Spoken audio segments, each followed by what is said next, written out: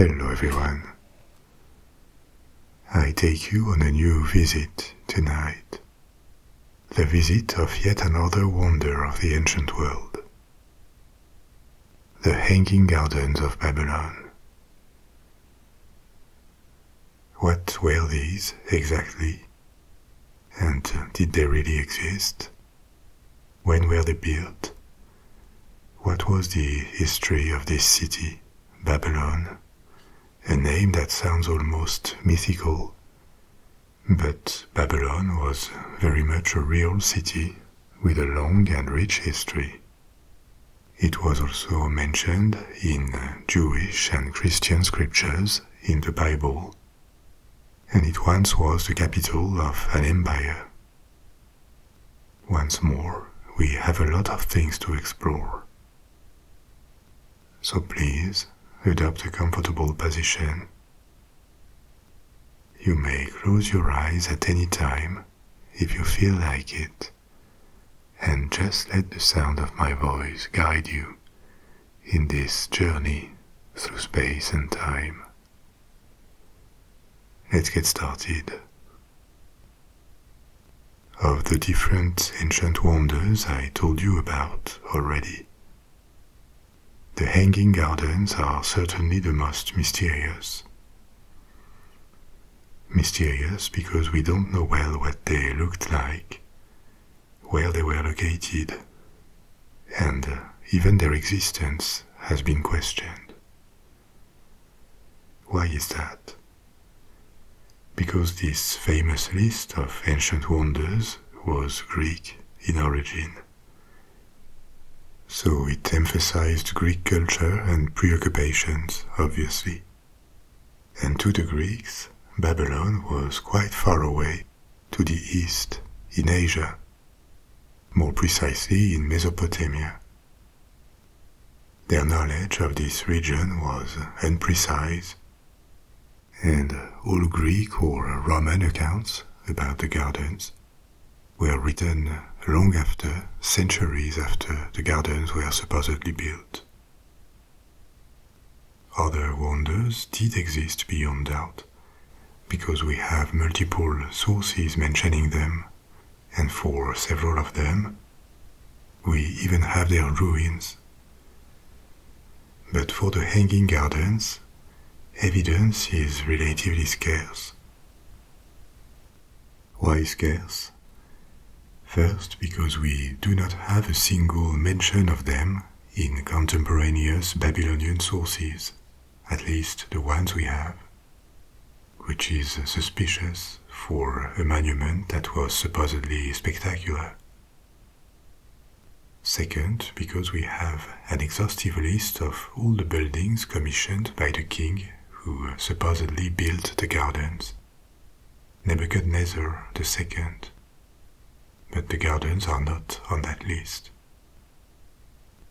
And finally, because archaeology has not discovered a place on the ancient site of Babylon where the gardens could be placed, at least with a good grade of certainty. So that makes a number of objections. But on the other hand, we obviously don't have all Babylonian archives. The ancient Babylonian civilization and the city itself are not perfectly well known, and not having discovered something obviously doesn't mean it doesn't exist. Later in this story, we will visit this supposed site, and I will tell you what the gardens could have looked like. But first, to understand how they came to be listed as an ancient wonder of the world, we need to travel back in time and space to ancient Mesopotamia and discover what once was maybe the most grandiose city in the entire world. Babylon first appears in Mesopotamian records in the 3rd millennium BC, during the Akkadian Empire. As you know, Mesopotamia is one of the oldest places in the world where urban civilizations flourished. First, there was the civilization of Sumer, which was centered on the south of Mesopotamia. And after that, after the decline of Sumer, an even larger and expansionist state called Akkad took the lead. This Akkadian empire is believed to be the first empire ever, that is to say, a large state with different peoples and cultures under a single administration. Akkad dominated for about 150 years by the end of the 3rd millennium BC, more than 4,000 years ago. And Babylon was first mentioned on tablets written during this Akkadian period. You know that ancient Mesopotamians wrote their records, their archives, on tablets, often on clay tablets. Much of what we know about them comes from these records. So Babylon appears at the time, but as a relatively secondary town, maybe a cultural and religious center, but not a very notable city yet. Yet, because that would soon change. In the centuries after the Akkadian Empire collapsed, the town of Babylon changed hands a few times, until 400 years later, the 17th century BC, when Babylon became the capital of a new state, a state called the Old Babylonian Empire, in the first half of the 2nd millennium BC, 3500 to 4000 years ago. Of the rulers of this Old Babylonian Empire, the most famous is certainly the 6th one, a king called Hammurabi. He is best known for the Code of Hammurabi, one of the first known law codes in the history of mankind. This text details crimes and the punishments that should be inflicted to the perpetrators of these crimes, which sounds like a rather punitive approach to justice. But in the context of the first civilizations, it also imposed a limitation to the punishments, including the physical punishments that could be inflicted to criminals. In ancient Middle Eastern cultures, it was generally the wronged person who determined the punishment, but obviously their ability to be fair was not guaranteed, and this could lead to very different punishments for two different people that had committed the same crime. The proportionality of punishment and the unification of rules are very important to our modern understanding of justice. You don't kill someone or throw them in jail for 20 years if they steal an apple and for the first time. First, because it would be an exaggeration, and second, because you would be forced to inflict the same punishment on people who have committed worse crimes and harmed others in a much worse way.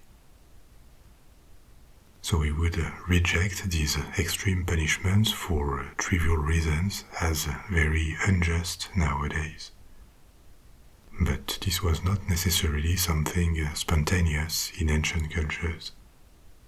At least, the Code of Hammurabi is an old attempt to codify these principles, to limit and uniformize punishments. And it also establishes another crucial concept to modern justice, the presumption of innocence. Presumption of innocence also existed in other codes of ancient Mesopotamian law, but this explains why this Code of Hammurabi has been regarded since its discovery in 1901 as an important legal text in human history. And I'm telling you this because it illustrates that this old Babylonian society of the second millennium BC was at the time a beacon of civilization. As far as we know, only the valley of the Nile in Egypt and maybe the Indus Valley in India could compare with the degree of technical and social sophistication of Mesopotamia. By sophistication, I mean a complex society in which people are specialized, a state with an administration, in which large cities can be sustained by an efficient agriculture, with a rich material culture and technical capabilities. This was present in Babylon almost 4,000 years ago. 15 or 20 centuries later, the Greco-Roman world did not necessarily have precise dates and accurate history in mind when they thought of these ancient Mesopotamian cultures. But the Greeks, and later the Romans, knew that Mesopotamia and Babylon were an extremely ancient culture, older than theirs. And that was something that impressed their scholars. Babylon had this aura when the list of wonders of the world was established in the Hellenistic period. But back in the second millennium BC, we don't really know what Babylon looked like, except that it had become a major city and eclipsed its rivals in southern Mesopotamia. So much so that the southern half or the southern third of Mesopotamia became known as Babylonia.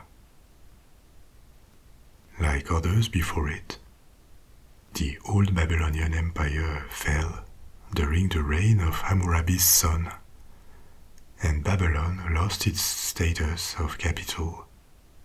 It became part again of other states that had conquered it for about 1,000 years. Other states or other peoples like the Assyrians, the Kassites, and the civilization of Elam. As Babylon was no longer a capital, less was written and recorded about it, but it never stopped in this period to be a relevant city in Mesopotamia.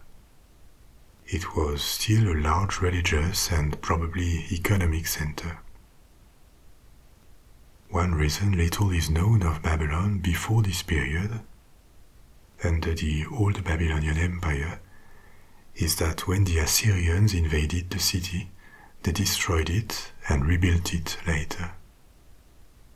The Assyrians were a Mesopotamian people too, like the Babylonians, but with their main population centers in the north of Mesopotamia, whereas Babylon was in the south. Despite this eclipse that lasted almost 10 centuries, the history of Babylon was far from over. In the 7th century BC, the authority of the civilization of Elam that dominated Babylonia began to wane, and a state centered on Babylon reappeared for an entire century of expansion and glory. A state that would later be called the Neo-Babylonian Empire, or Second Babylonian Empire. And this one became much larger and more populated than the old Babylonian Empire of the second millennium BC. At its greatest extent, this new state encompassed all of Mesopotamia and more, the Levant, parts of Arabia, the south of Anatolia. It even threatened Egypt. And during this period, the city of Babylon had a resurgence that made it possibly the largest city on earth at the time, according to different historians. its population could have come close to about 200,000. This figure was enormous in antiquity, because it meant food surpluses for 200,000 people had to be produced, and only the capital of a rich region, a political and economic center, could reach such a size. Only Rome and Chinese cities would later surpass this size. But by the 7th and 6th centuries BC, Babylon had made a comeback and was probably wealthier, larger, and more powerful than ever before. It is this Babylon, the capital of the Neo-Babylonian Empire, that appeared in the Jewish and Christian scriptures, but not in a very favorable light. In Jewish history, Babylon was an invader, and indeed Babylon invaded the kingdom of Judah, besieged and captured Jerusalem, and deported part of the Jewish population to Mesopotamia. It is believed this deported population was a mix of elites and workers, but depending on the sources, the numbers vary. Judea was not depopulated, but the numbers involved in this exile was significant, probably in the thousands. They were later released following the fall of the Neo-Babylonian Empire, but some would have decided to stay in Mesopotamia. And the communities of Jews that lived in the following centuries in Iran, in Iraq, or the Caucasus, that have become very small nowadays, are believed to derive their ancestry for a large part from these Babylonian captives. In Christian scriptures and tradition, Babylon is portrayed as a wicked city, the stereotypical foreign abusive power that mistreats men and offends God, an enemy. It is not specified in the Bible, in the book of Genesis that tells the story of the Tower of Babel, but the Tower of Babel would have been someplace in southern Mesopotamia, and it is often traditionally associated with Babylon. So these are the reasons why everyone, even with zero knowledge of its history, has heard of Babylon. It had a huge historical importance. After all, it was probably the largest city in the world for a few centuries. And on top of that, it was included into religious accounts and parables. All of this due to what it became during the Neo-Babylonian period of the 7th and 6th centuries BC. For the record, this period of domination ended due to the Persian invasion, the Achaemenid Empire, that got out of Persia and overwhelmed the Middle East, starting with Mesopotamia in the 6th century BC. All of this to tell you that the Hanging Gardens would have been built during this period of resurgence, when Babylon was the capital of an empire again. These gardens would have been a feat of engineering and would have raised a number of challenges. But even though building them was certainly complicated, for what was the largest, the most powerful, and the richest city in the world at the time, that seems plausible. But still there are these doubts that I mentioned at the beginning. Different accounts of Greek and Roman writers describe the gardens. They are from the last centuries BC, or the 1st century AD. That is to say, 400 or 500 years after the supposed building of the gardens. Not impossible, because even after its fall as a capital, Babylon remained a major city. It was turned into a provincial capital of the Persian Empire, the capital of a satrapy, and it retained some of its wealth and importance, so the gardens could have been maintained. But as I told you at the beginning, there is no known contemporary sources from Babylonia about these gardens, which is the biggest question mark surrounding their existence. These classical Greco-Roman authors describe the gardens differently. Some say they were a square building with terraces on different levels, on which trees and other plants had been planted. The foliage would have covered these terraces, and together with the ceramic tiles that covered the columns and the guardrails, this would have created a beautiful sight. Others talk about it more like an artificial mountain, also with terraces covered in vegetation. The Greek term that was translated to give hanging gardens is kremastos, which means overhanging, and it has a broader sense than hanging in English. It can refer to trees planted on a raised structure, like a terrace. And that is why the hanging gardens are often depicted like this, as a succession of terraces with trees on them. Ancient authors also speak of its irrigation. Some only say that the gardens were irrigated using the waters of the nearby Euphrates River, and some describe a more complex system, a kind of Archimedes screw that would have pumped water and raised it to the top of the structure, from which it would have trickled down. Not impossible technically, because Archimedes first described this screw mechanism to pump water in the 3rd century BC. But the equivalent had been in use in ancient Egypt from long before, so that would not be anachronistic. But we always come back to the fact that no archaeological remain or local mention of these gardens were ever found. One legend attributes the building to the king of Babylon, Nebuchadnezzar II, for his wife, Queen Amytis.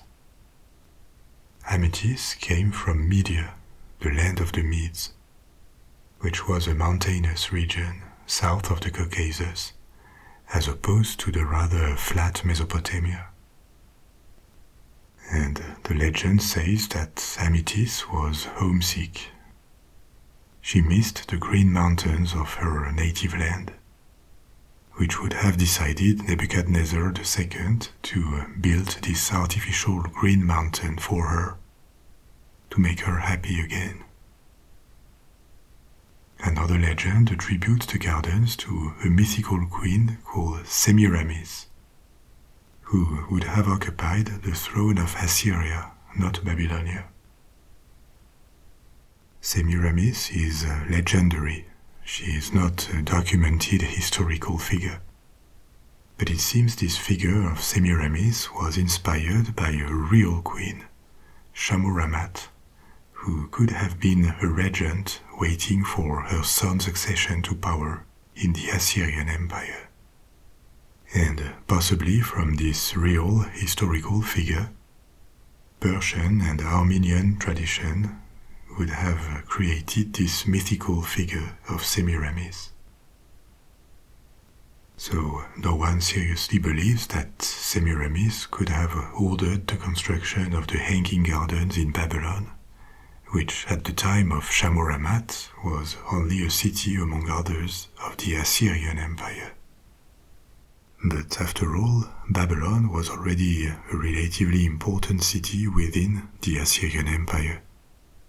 And if the gardens had existed, they could have been built or started to be built before the appearance of the Neo-Babylonian Empire.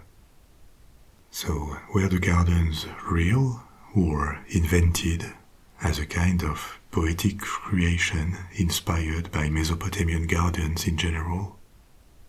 Maybe the truth is somewhere in between. We cannot rule out that the gardens were real, because the absence of Babylonian records or of ruins is not definitive proof. Records can disappear, and the site of Babylon and its ruins no longer looks like it did 2500 years ago. The Euphrates River has moved, and part of the ancient city now lays under its bed. Maybe the gardens could be there, and an explanation could be found to this absence of records. For example, that there were terraces with plants in different places around Babylon, on palaces and houses, which would have impressed travelers and inspired these accounts of hanging gardens. But to the Babylonians, there would not have been one specific structure built for vegetation, so nothing to record. On the other hand, not having proof of the existence of the gardens and relying exclusively on accounts that were written several centuries after their supposed building is also very suspicious. But another possibility is that there was a confusion about the location. It has been suggested that maybe tradition had mixed up the hypothetical gardens of Babylon with real and well-documented Assyrian gardens that existed in the capital and largest city of the Assyrian Empire, Nineveh. The Assyrian Empire came before the resurgence of Babylon, and prior to the Neo-Babylonian state, Nineveh was the largest city of the Assyrian state. In Nineveh, one of the last kings of Assyria, Sennacherib, constructed large gardens that were irrigated by a vast system of aqueducts, canals, and dams. The remains of these are relatively well known, and it seems these gardens of Sennacherib were very impressive at the time. They also lasted long enough for the Greeks to discover them at the time of Alexander the Great's invasion of Mesopotamia.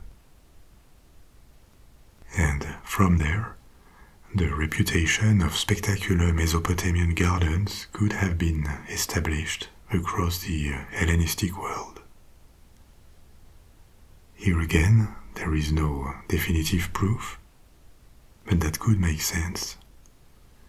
In any case, the reputation of these gardens was such that they were included in the list of ancient wonders and are probably the most famous of these wonders, together with the Great Pyramid of Giza.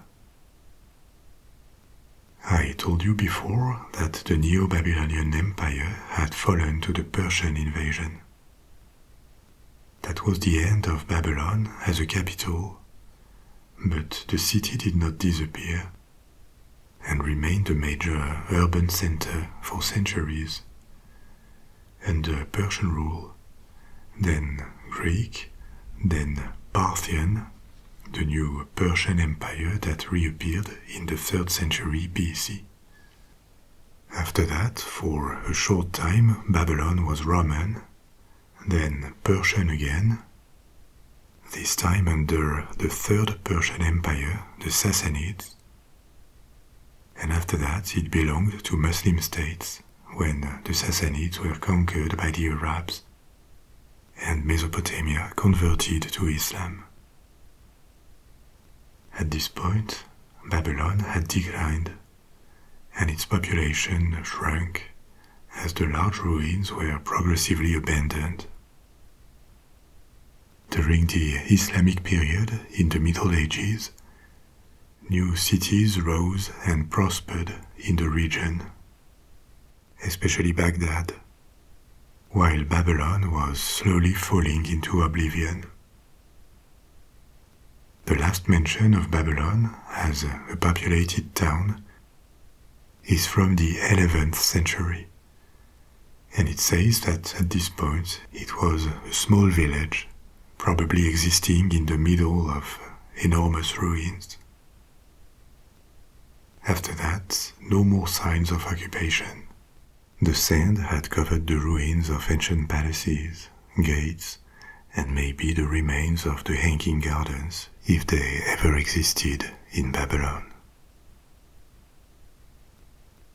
We have reached the end of tonight's story. You may now fall asleep or pick another story from my library if you don't feel sleepy yet. I'll be back soon with another one, in which I will tell you about the mystery of the Great Pyramid of Giza, the oldest of all these wonders, and the last episode of this series. Sleep well, sweet dreams, au revoir.